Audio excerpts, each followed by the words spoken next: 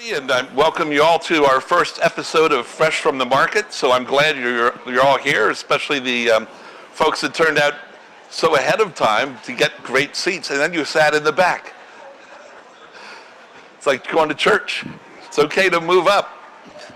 We also have some seats here in the front. If you're adventurous, you can join us right down front. I'm John Tice, and I'm going to be bringing you a little live cooking demo that we're calling Fresh from the Market. The idea is, if you've been following the posts, we shop through the market for some items, and you see a lot of it right here. We're going to be demonstrating some cooking techniques, making some new dishes, might be new to you, and hopefully you'll find something that you enjoy. The episodes are being recorded. They will be on Facebook. They'll be living on YouTube. So if you need a refresher, and if you need recipes, if you just would come up and give me your name and email address, I'll send you a link, or I'll send those files out to you. I don't like a lot of paper, so I don't have papers to hand out. But we can always have them available here for you. So I've got two dishes for you this evening. We're going to be making a spiralized sweet potato mac and cheese. So that's all one dish. It's a mac and cheese, and we're trying to give you some healthy options. And so what I've brought in, whole grain pasta. The idea is that the sweet potato is going to be replacing some of the pasta in the dish. So I also thought, well, then why not go with a whole grain pasta? Or if you like vegetables, if you like a colorful dish, you can always go with a vegetable pasta. Both of them replace standard pasta. A lot less additives, a lot less of everything. So a little healthier choice, and that's certainly our goal here, is to help you get a little healthy and add in fresh ingredients. The second dish we'll be making is a fresh asparagus salad. It's fresh asparagus, walnuts, and mint. And I test drove both of these recipes. They really turn out very nicely, and we'll have some samples for you. And I hope we get more friends, because otherwise, you guys better be hungry back there. I know you are. You've been looking for food all day every time I see you. So we'll get that taken care of. So the first thing we're going to work on is we're going to be starting out with spiralizing these sweet potatoes. So if you've never tried that before, it's kind of a fun process. And I have too much junk up here. This was a great excuse to get out all the gadgets that I have in my house. And you're going to see that as we go through this tonight. So if you are like me and you can't pass up a new gadget in a store, well, then this is for you. So the first thing I have for you is the spiralizer. And if this is one that I found, I like this a lot because I have 3 different cutters. I can go with a coarse, a fine, or slices in spiral vegetables. And for our purpose, we're going to be using the fine spiral tonight. I like that one the best in my testing. Real sharp blade, so you do want to be careful, but all you need to do is drop in the slide. It does have a suction base, so we're going to clamp it down, and I'll tell you, this thing isn't going anywhere. I did put this unit together backwards. Now, I know that's not showing up on the screen because the screen is focused over here, but the unit does work a little backwards. So the way I put it together, I think it has a little more control, and I don't like a mess when I cook. If I put it together this way, as I would push it through, it would start coming out the other side and all the vegetables would land on it. And that just bothered me too much, so I reversed it, and it works just fine, and actually gives me a little more control as I worked it. So let's grab a sweet potato or two and have some fun. So the first thing we're going to do is clean it up. We're going to take the ends off because we need it square so it's going to work through the unit. So we're just going to square off the ends. Now for our purposes, I have sweet potatoes and I have yams. If you have a preference either way, buy that one. It really doesn't matter to me. It's going to work out just the same. Sweet potatoes are more common in our area. In other areas, and where this recipe came from, yams are the preferred item. So, like I said, Doesn't matter to me. We'll go either way. Now, I know in talking to at least one of you, you had some struggles with these spiralizers. And I like this unit. I like this unit quite a bit. It does have the suction base. It has the different cutters. Is that showing up okay for you up there? But it also has real nice cutters. And the cutter itself, they're very sharp. It's like a wood lathe. And so it's got a live center here. So we're going to clamp that down. We're going to press the center of our vegetable right into that and then line it up with the back. And once we get that done, we're ready to start slicing. And then it's just a matter of if you can crank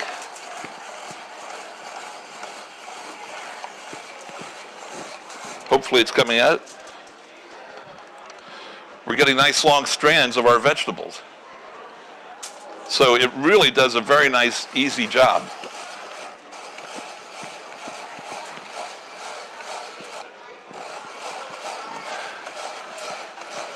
It also does something I didn't really count on, and it makes this little centerpiece. Whoops. Lost my grip. I hate when that happens.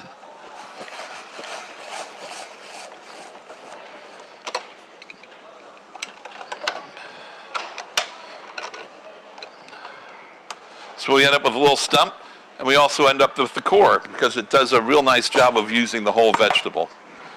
So we end up with a nice collection of our spiral slices, and just for fun, and because I bought them and I've got a big recipe planned, and it does call for two potatoes, we're going to do a combination of the two.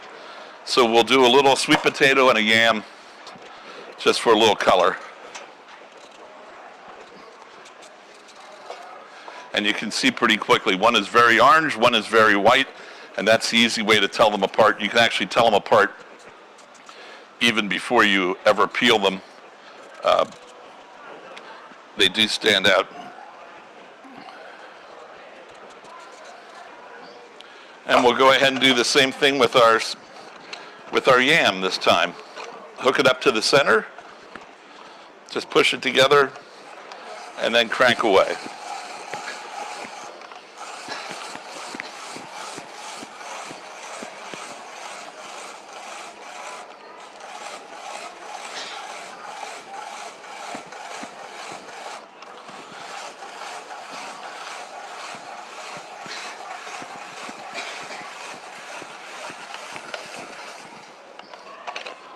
And there we go. Did a nice job again. You got nice continuous strands of sweet potato, or yam in this case. Got a little bit of waste. And if you found a use for them, or you can just throw them in something else and cook them up. Throw them in your stock pot. Yes, ma'am.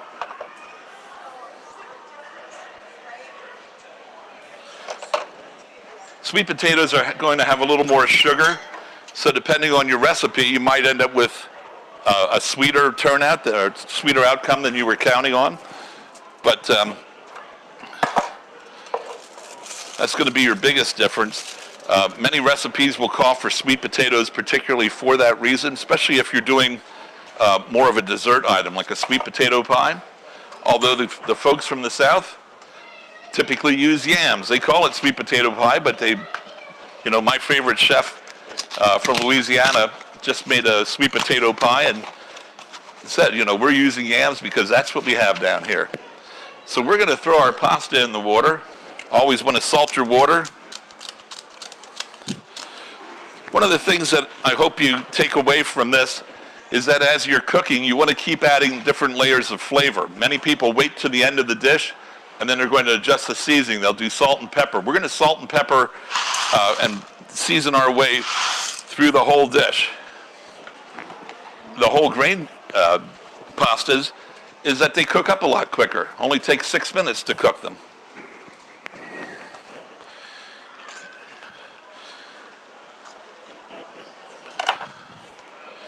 So we'll see how that one turns out for us. So we've got our pasta cooking, and we've got our noodles ready to go. I'm going to take a pot, And if this range and I get along,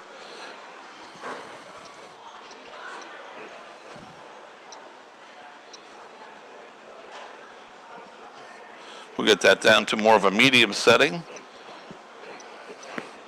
We'll start working on our filling that's going to go into our mac and cheese. And of course, that's going to be, in this case, we're going to cook off some onion. We're going to have, naturally, the sweet potatoes,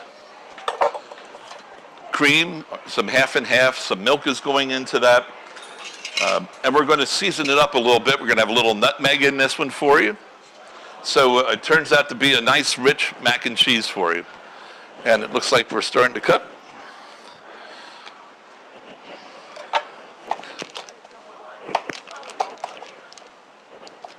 So we're going to be using half a stick of butter in this one. So we'll give that a chance to melt. While we're doing that, dice up some onion. Calls for a medium onion. Like I said, if you would like the recipe, I'll be sure to get that to you one way or another. I hate cleaning onions. They never cooperate with me.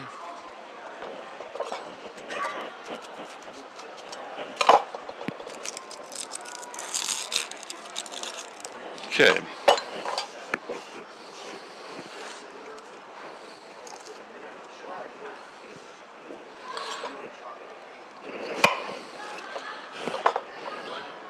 Our pasta's moving right along. It's halfway there.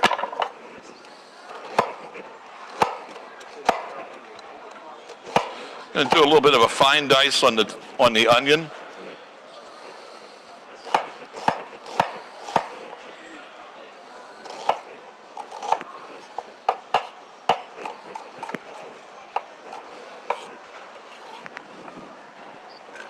And if all goes well, I won't lose any fat.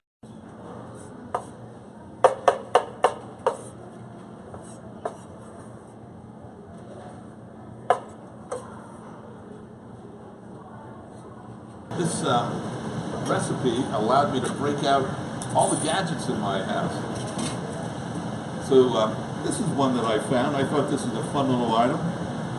So when you're going to shred cheese or whatever you want to do, the lid becomes the container. Got 4 different styles here of shredding. Since we're shredding some coarse cheeses right now, I'm going to go with a little bit of a heavier grater. And it snaps together just like that. So the stuff you find when you start looking around your house, right?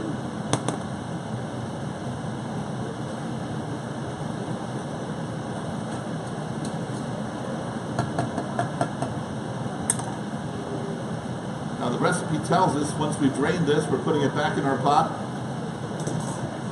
We're going to take a little olive oil, give it a bit of a toss.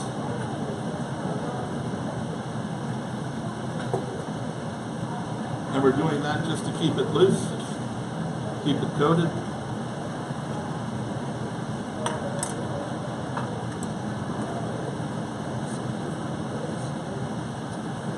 We're just about where we want our onion. So when you make mac and cheese, ladies, do you put in flour? Do you put in eggs? What's your favorite secret combination? Neither. Just lots of cheese. Lots of cheese is always a great idea. Little cream. Okay.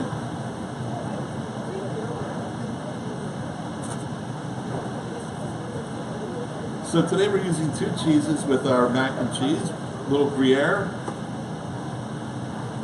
which I'll warn you before you go to the store, is not a cheap cheese, but it will turn up in every recipe that you're ever going to find that's worth its weight when it comes to mac and cheese. You can do the Velveeta path if you want to. I've done that for years. Also, a lot of your cheeses, when you buy them, you're going to find they have a rind. You don't want that in your dinner, but you can save those and boil them off in some other dishes if you want to give a little cheese influence in a dish.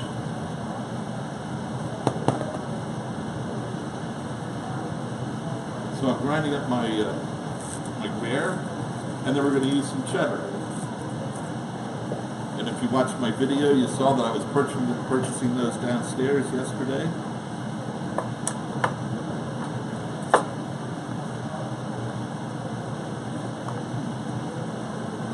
So like I said, this is a slick little unit.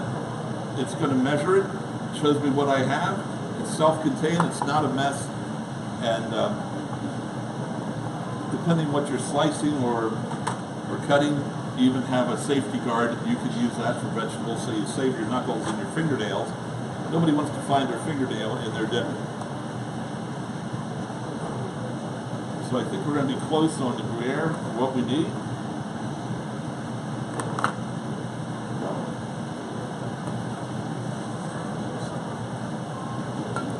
Next thing we're going to do, we're going to be adding a little flour into our mixture here. And it's calling for a 1/4 cup. That'll work for me.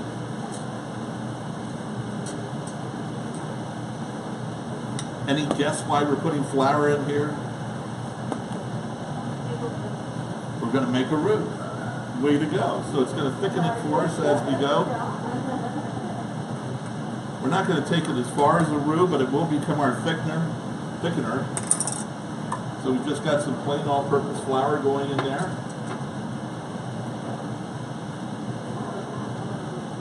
We're going to take that and just work it in. We just want to coat the onion, and you're going to see it's going to thicken up immediately. If we were making a roux, we would take this to some color. Typically, we'd be taking it to a peanut butter stage, some darker stage.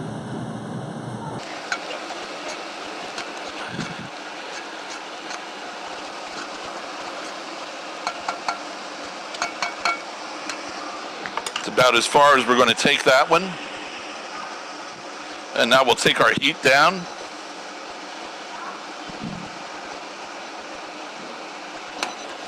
We don't want this to get cooked much further. We're going to take it down a little bit, so now we can start incorporating our milk. And this one calls for 1/2 and 1/2.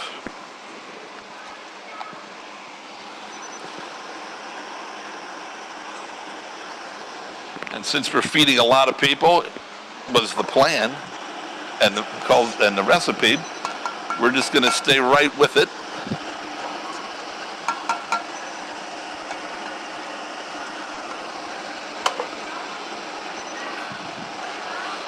Now the trick whenever you're adding any kind of a liquid into a flour or a slurry like this, the trick is to go cold into hot, hot into cold.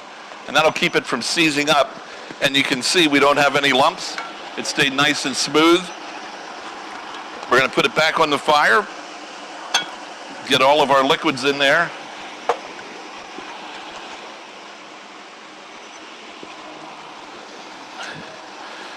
And now as that comes up to temperature, it's going to start to thicken up even before we add our cheese into here.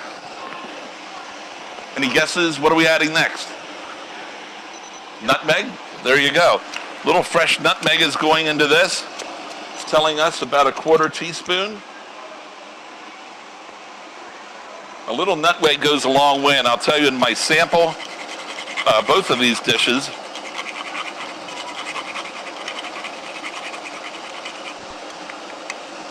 all the flavors really came through pretty strong. So we've got one cheese ready to go. And we'll just put him aside till we're ready for him. And then we'll go do the cheddar. Same deal.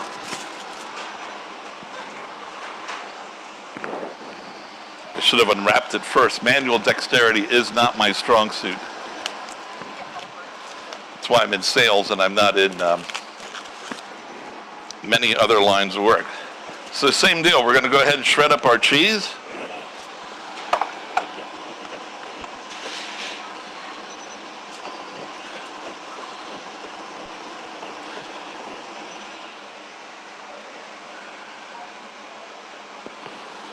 And we're going for a cup, 1.5 cups, which, like you all said, I think a little more cheese is better than too little cheese.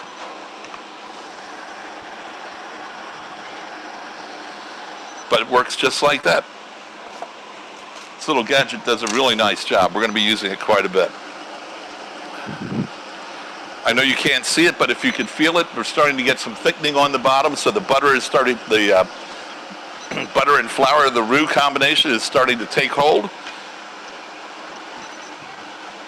And since it's milk and cream, especially when you get into half and half and creams, this is something you never turn your back on. If it goes over, it can take out your kitchen. There's enough butter fat to start a fire. So when you have milk on the stove, you don't want to turn your back on it. Even if you got an oversized pot, you could be in trouble. And of course, if you're working with gas, even more. So we've got our cheeses ready to go in. They'll be going in as soon as this starts to thicken. And we're going to pull this dish together pretty fast. I think the easy thing to do, just incorporate it all together.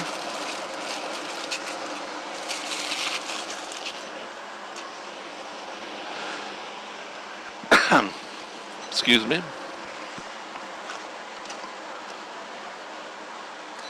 You know, this working in somebody else's kitchen, I have no idea where anything is. Even though I looked for it all before.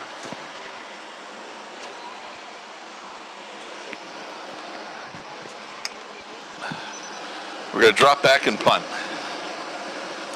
So we're just going to blend the two of these together. They're going to end up there anyway. And like I said, along the way, we're going to give it a little seasoning. A little salt and pepper.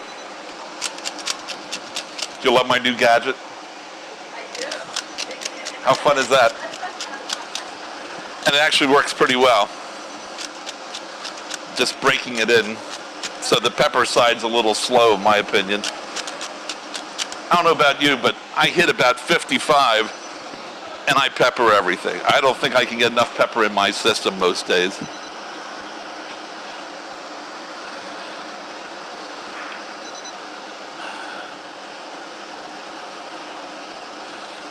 So again, we're getting close on that. Again, this is getting a little thicker by the moment, not quite coating the spoon, but we'll get there.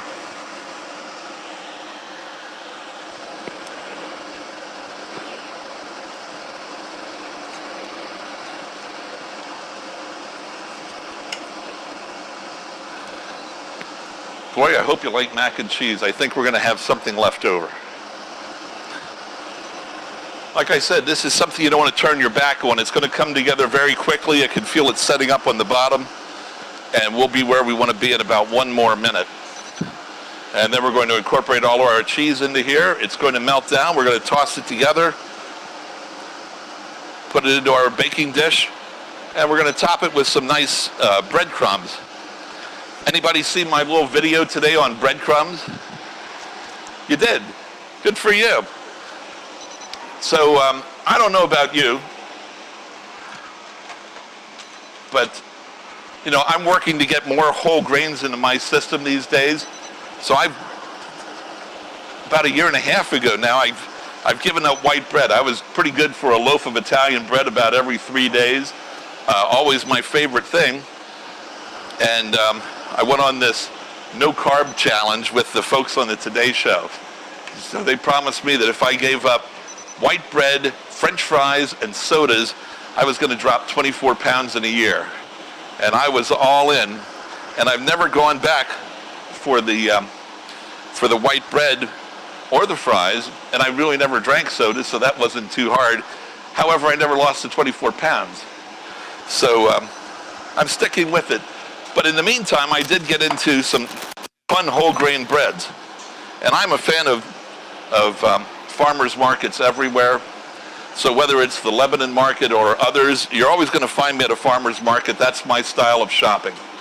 So I found this great 14 grain bread. The trouble with it, it's really not cheap. So I buy it by the half loaf because that'll get me through a week plus. And I still end up with excess bread that I'm not willing to throw out. So I decided to turn it into breadcrumbs. So for this dish, and for the salad, they both require breadcrumbs. We have a 14-grain breadcrumb, which I defy you to go find and buy that anywhere. And I made them for free today in about 30 minutes. So like you saw in my video, the idea was simply to slice the bread, take a bread slice it into strips, little soldiers, and then I threw them on a baking tray and just dropped them in the oven. Left it bake at 225 for about 30 minutes, and we weren't toasting them. All we were doing was drying them out. And like you heard in the video, they got pretty hard, didn't they? You could hear that. Even me with my limited hearing, I could see right away that they hardened right up.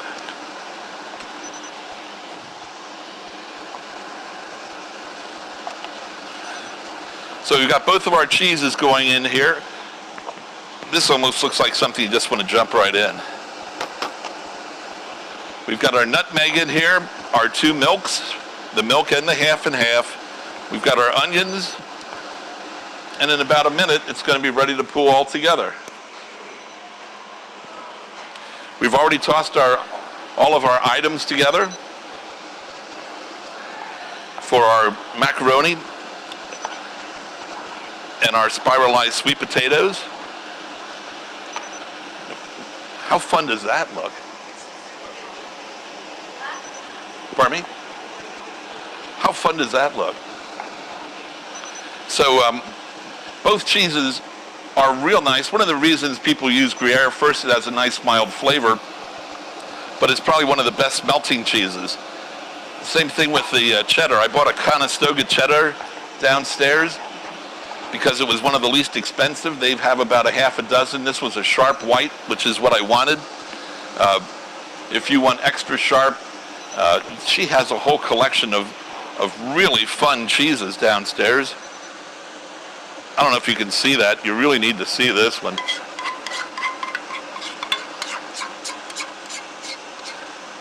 I don't know about you. I think we can stop right about there and just call it a day. But we're going to toss it all together.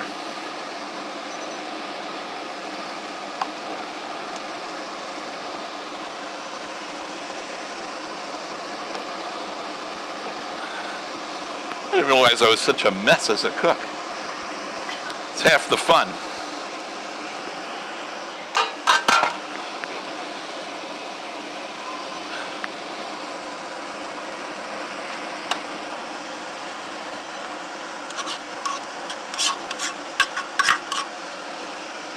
And you know, the sign of something really pretty good is when it doesn't stick to the pan. I think that tells us there might be a little butter fat in that one.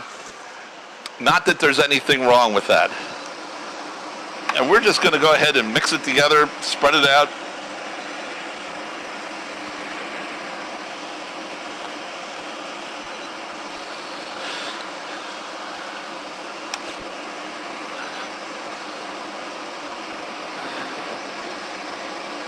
And like I said, this is 1 pound of pasta.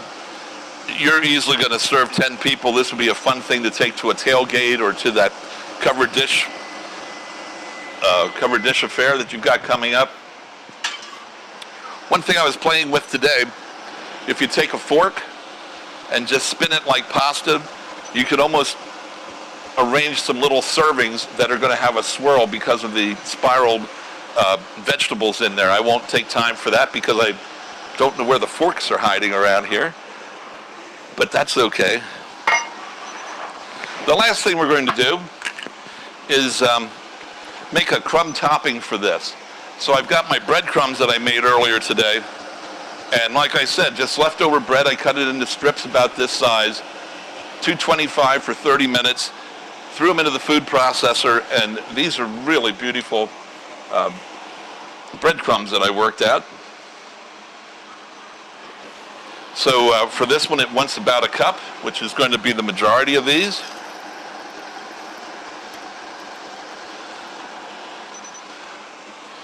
Maybe just a little more. I left them kind of coarse, so they're very fine. They're also coarse. I like that different texture for the topping on this. That would be more my style anyway. To our breadcrumbs, we're going to simply add some chopped sage, and we're going to add some good olive oil. And just double checking, I think I managed to get everything worked into here.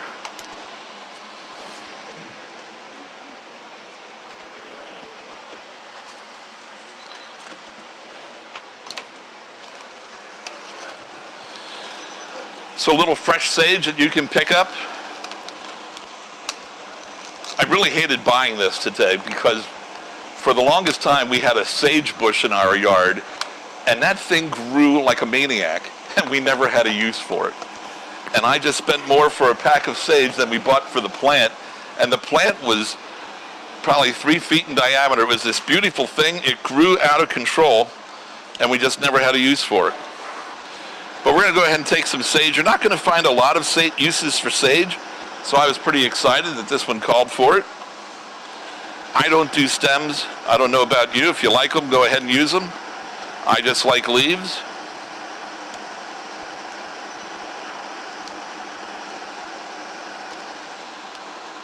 If you know somebody with a sage plant and you want to give me their name, I'll go rate it and we'll have sage for a while. We're going to only be adding in a tablespoon of chopped sage. If you're not accustomed to cutting up vegetables or herbs, we're simply going to roll them all together, kind of get them into a little bunch. And let's clean off the knife. And then we're just going ahead and give it a fine chop right across. The sexy cooking term, chiffonade. And one of the reasons that we bother to chop herbs in the first place, first, nobody wants to get a big old glob of sage when they're eating. But the second thing, if you were standing here with me right now, you would really smell these herbs because we're releasing the oil. So anytime you use an herb, even if it's dry in a container, like oregano is one of my favorites, even though it's dry, it's been in my cupboard for 6 months. When I make spaghetti sauce, I'll bring it out, pour it in my hand, and grind it. And the whole idea is to kind of waken it up because we're going to crush it and release more oils and make it a little more tantalizing. So we're going to simply add all of our sage into here. Get my olive oil. This is one of those things to taste.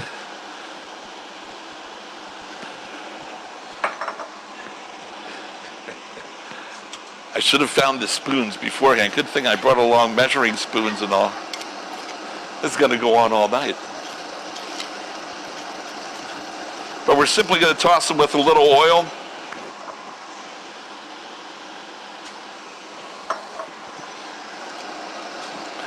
I bought simply Italian extra virgin olive oil. It's certainly the preferred oil for cooking, depending on what you're making. Downstairs where I bought this at Weaver's, you can also find that they have olive oil. They have Greek olive oil. They have Italian olive oil with Meyer lemon. So depending if you're doing a little dipping sauce or for some bread, depending on the bread or the salad dressing that you're making, that one would be a lot of fun. They have an olive oil with garlic, and they have one more. If you watch my video, you'll see what it is. I forget. And we're simply going to put these right across the top.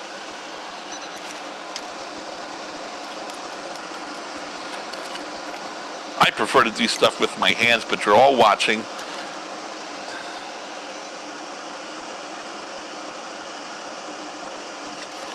And we're simply going to dress the top with our breadcrumbs.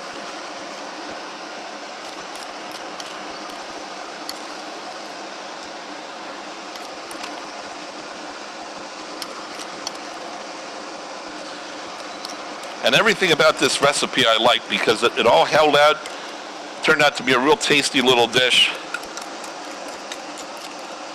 And you end up with just enough toppings to make a nice little presentation. 350 in the oven for about 30 minutes. No need to cover it. Most everything is cooked with the exception of the sweet potatoes. And they're going to cook up, but as that cheese cooks and it starts to bubble, we're looking for the casserole to bubble nicely around the edge and start to brown up on top. And that is our mac and cheese recipe. Now, for those of you that thought you were coming for food, I actually happen to have one that I made this afternoon. You're all welcome to give it a try. I hope you do.